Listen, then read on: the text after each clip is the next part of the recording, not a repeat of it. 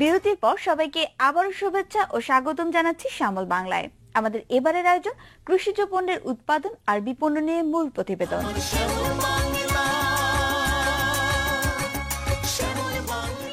বেশ কয়েক বছর থেকে বাংলাদেশে সৌদি খেজুর আবাদ শুরু হয়েছে। এখনো মানুষ ভাবছে মরু অঞ্চল সৌদি আরবের খেজুর কি বাংলাদেশে হবে? খেজুর চাষের খুঁটিনাটি বিষয়গুলো জানা থাকলে বাংলাদেশের মাটিতে খেজুর চাষ করা সম্ভব।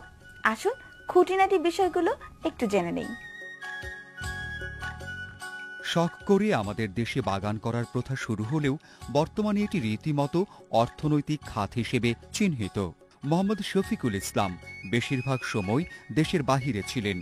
বর্তমানে তিনি দেশে ফিরে বাংলা ভিশনের কৃষি বিষয়ক অনুষ্ঠান শ্যামল বাংলা দেখার পর তার বাড়ির ছাদে এই ব্যতিক্রমধর্মী সৌদি খেজুরের চারা উৎপাদনের উদ্যোগ নেন। অনেক খোঁজখবর নেয়ার পর মোতালেবের খেজুর বাগান দেখতে যান। তার বাগানে একটি বড় খেজুর গাছে ৮ থেকে ১০টি খেজুরের কাঁদি গাঢ় লাল রঙের বড় বড় সৌদি খেজুর দেখতে পান। সারাদিন দেখার পর মোতালেব তাকে ২টি খেজুর খেতে দেন। খেজুর দুটি হাতে নেয়ার পর তিনি লক্ষ্য করেন যে খেজুরে কোনো বিচি নেই, বিচি বাহির করা হয়েছে। তিনি বাগানের মালিকের কাছে জানতে চাইলে তিনি বলেন যে একটি বীজের দাম ৫০০ টাকা, অর্থাৎ এই বীজ থেকে যে চারা হবে তার দাম ৫০০ টাকা। তিনি মোতালেবের কাছে অনেক অনুরোধ করেও খেজুরের বীজ পাননি। এটা তাকে ভীষণ নাড়া দেয়। কিভাবে বীজ থেকে চারা তৈরি করা যায় সে বিষয়ে পরীক্ষা নিরীক্ষা শুরু করেন তিনি। অবশেষে তিনি বাজার থেকে সৌদি খেজুর প্রক্রিয়াজাতকরণের মেয়াদের তারিখ দেখে খেজুর কিনেন।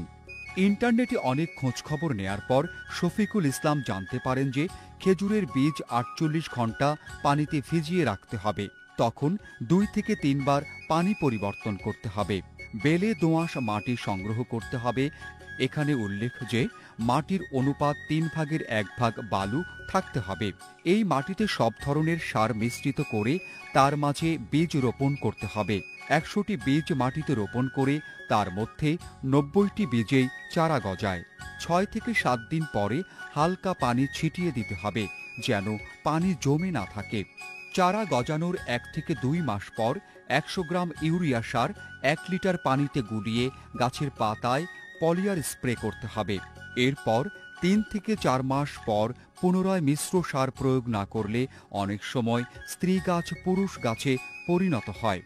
১০০টি স্ত্রী গাছের জন্য একটি পুরুষ গাছের পাউডার পরাগায়নের জন্য যথেষ্ট। পাউডার নির্দিষ্ট মাত্রায় প্রায় ৩ থেকে ৪ বছর পর্যন্ত ফ্রিজে সংরক্ষণ করা যায়। খুরমা খেজুর গাছের মূল শেকড় অনেক নিচ থেকে খাদ্য সংগ্রহ করে, আর কিছু শেকড় চারপাশে ছড়িয়ে মাটি আঁকড়ে থাকে এবং খাদ্য সংগ্রহ করে। গাছের গোড়া থেকে দেশীয় কলা গাছের ন্যায় নতুন চারা গাছ জন্মায়, সেখান থেকে চারা সংগ্রহ করা যায়। সে গাছে অল্প দিনে ফল আসে।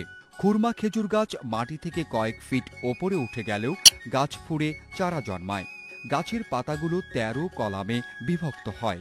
গাছে যে মোচা বের হয় সাধারণত পুরুষ গাছের মোচাগুলো মোটা এবং একটু বেটে হয় এবং মোচার ভেতরে প্রচুর পাউডার থাকে। স্ত্রী মোচা একটু সরু এবং লম্বা হয়, ভেতরে পাউডারের পরিমাণ কম থাকে এবং মোচার ভেতরে একটু আঠালো বা লালা ভাব থাকে। বাতাস, পাখি, কীটপতঙ্গ বা প্রাকৃতিক পদ্ধতিতে খুরমা খেজুরের পরাগায়ন কম হয়। কৃত্রিমভাবে পরাগায়ন করা হলে ফলন অনেক বেশি হয়। সৌদি আরব সহ বিশ্বের বিভিন্ন দেশ কৃত্রিমভাবে খুরমা খেজুরের পরাগায়ন করে থাকে। হাতের মাধ্যমে কৃত্রিমভাবে পরাগায়ন করতে হলে পুরুষ গাছ থেকে ৩ থেকে ৪টি শীষ কেটে নিয়ে আসতে হবে। স্ত্রী খেজুরের মোচা খুলে চূর্ণির মধ্যে আস্তে আস্তে হাতের আঙুল দিয়ে নাড়া দিয়ে পুরুষ শীষের সাদা পাউডার লাগানোর পরে মোচার অগ্রভাগ বেঁধে দিতে হবে। ফল হওয়ার পর বৃষ্টি, প্রখর রোদ ও অন্যান্য ক্ষতিকর প্রাণী থেকে রক্ষা করার জন্য খেজুরের কাঁদিকে পাটের বস্তা দিয়ে ঢেকে রাখতে হবে। বাংলাদেশের এ আবহাওয়ায় খুরমা খেজুর চাষের জন্য উজ্জ্বল সম্ভাবনা রয়েছে। খুরমা খেজুর গাছ লাগানোর জন্য জায়গা নির্বাচন। জায়গার মাটি অবশ্যই বেলে দোআঁশ মাটি হতে হবে এবং লক্ষ্য রাখতে হবে 1/3 অংশ যেন বালুময় হয়। আর গাছ রোপণের জন্য গর্তের সাইজ অবশ্যই 3 ফিট বাই 3 ফিট হতে হবে। এবং গর্তে অর্ধেক পরিমাণ জৈব সার দিতে হবে। গাছ রোপণের পর পানি ছিটিয়ে গাছের গোড়া ভিজিয়ে দিতে হবে এবং প্রতিদিন 2 বার সকালে ও সন্ধ্যায় পানি ছিটিয়ে দিতে হবে। গাছের পাতায় ছত্রাকের প্রাদুর্ভাব হয়, গাছের মাথা মরা রোগ দেখা দেয়, গাছের কচি পাতা পোকায় খেয়ে ফেলে, ফলে গাছ মারা যায়, মোচার মাঝে পোকায় আক্রমণ করে, ফল ছিদ্রকারী পোকার আক্রমণে ফল নষ্ট হয়, গাছের মাইচকাটা পোকা বা কড়া পোকা বা উইভিল পোকার আক্রমণে গাছ মারা যায়। আবার খেজুর গাছে অনেক ধরনের পোকার আক্রমণ হয়ে থাকে। আলুর ফাঁদ দিয়ে বেশ কিছু পোকা মারা যায়।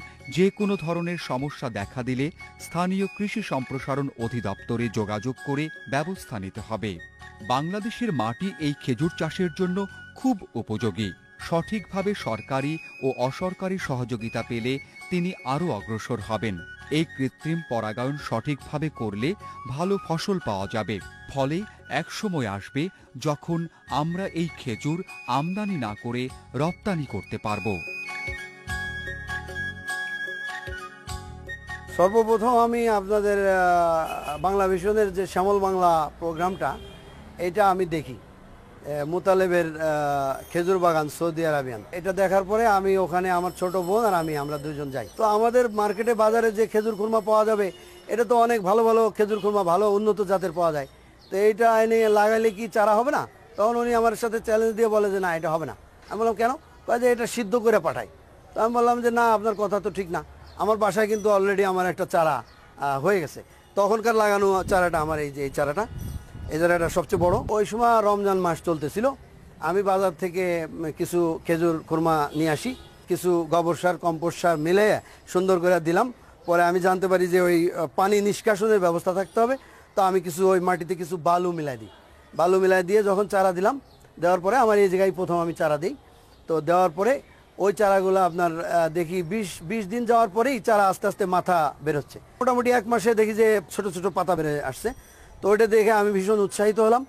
দেখলাম যে আমি 100টা বীজ দিছি, তার ভিতরে প্রায় 90-95টা বীজ গজাইছে। যদিও এই চারাগুলো পাশাপাশি এক জায়গায় আছে, একটা শিকড় হয়তো আর একটা গাছের ভিতরে গেছে, কিন্তু এই শিকড়গুলো আস্তে মাটি ভেঙে শিকড়গুলোকে আস্তে করে এইভাবে সেপারেট করা যায়। ওগুলো আমি আলাদা আলাদা পাত্রে সেপারেট করতে পারি। তো চারা কিন্তু মরে না, চারা জীবিতই থাকে। আপনারা দেখতেই পাচ্ছেন যে ওই পাশে যে চারাগুলো আছে আমি সবই সেপারেট করছি। গাছ যখন বড় হয় এবং গাছে যখন চুর্মি আসে, মোচা ফাটার পরে 3 দিন থেকে 1 সপ্তাহ, কোনো কোনো প্রজাতিতে 3 দিন থেকে 1 মাস সময়। এই টাইমের ভিতরে এটা পুরুষ গাছের থেকে 2-3টা শীষ নিয়ে আসতে হবে। স্ত্রী গাছের যে ফুলটা ফোটে, ওটার ভিতরে ওই হাত দিয়ে ঝাড়া দিয়ে আঙুল দিয়ে টোকা দিয়ে ওই পাউডারটা ওর ভিতরে দিয়ে দিতে হবে। দিয়ে ও মোচাটা আবার মাথার দিকে বাঁধে দিতে হবে টাইট করে, তাহলে যাতে পাউডারটা পড়ে না যায়। অথবা ঝড় বৃষ্টির কোনো কারণে যদি পাউডারটা সরে যায়, এই জন্যে মানে 2-3 বার পাউডারটা প্রয়োগ করা যাইতে পারে।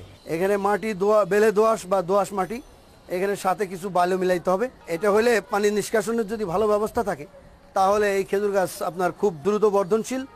তার কারণ আমাদের দেশে প্রজাতির থেকে এই গাছটা কিন্তু ডবল সাইজ হয়, মোটা। আর বীজের গাছ থেকে 5 বছরে আপনার ফল চলে আসে।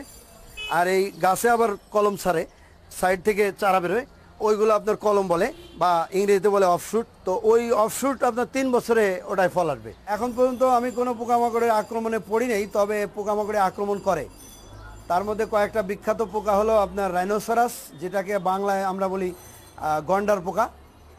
আর একটা আছে রেড ডেভিল, ওই গন্ডার পোকার মতোই একটু বড় আকারের পোকা। কচি পাতাগুলা খেয়ে ফেলায়। কচি পাতা খেয়ে ভিতরে ঢুকে গাছের মানে আরও কচি পাতা এবং কচি যে অংশটা, ওটাকে ব্রেন বলে, খেজুর গাছের ব্রেন, মানে মাথা মগজ নরম অংশটা খেয়ে ফেলায়। নরম অংশ যদি খেয়ে ফেলায় তাহলে গাছ মারা যাবে। এই জন্য প্রথম যখন ওরা কচি পাতা খেয়ে ওই পাতার কিছু সাবা গাছের গোড়ায় ফেলে, ওটা খেয়াল রাখতে হয়। ওটা দেখলে তাড়াতাড়ি পোকাটারে যদি মারে দেওয়া যায়, তাহলে গাছের আর তেমন কোনো ক্ষতি হবে না। আর একটা ফাঙ্গাস মাঝে মধ্যে আক্রমণ করে, ওটা একবার আমার হয়েছিল। ফাঙ্গাস প্রতিরোধক স্প্রে করে দিলে ওটা বন্ধ হয়ে যায়। খুরমা খেজুরের ইংরেজি নাম হচ্ছে ডেড পালম, এবং এই ডেড পালমের 3টা প্রজাতি আছে। তার মধ্যে আমাদের দেশে একটা প্রজাতি আছে, এটা সর্বত্রই দেখতে পারেন, এটা থেকে রস পাওয়া যায় বেশি।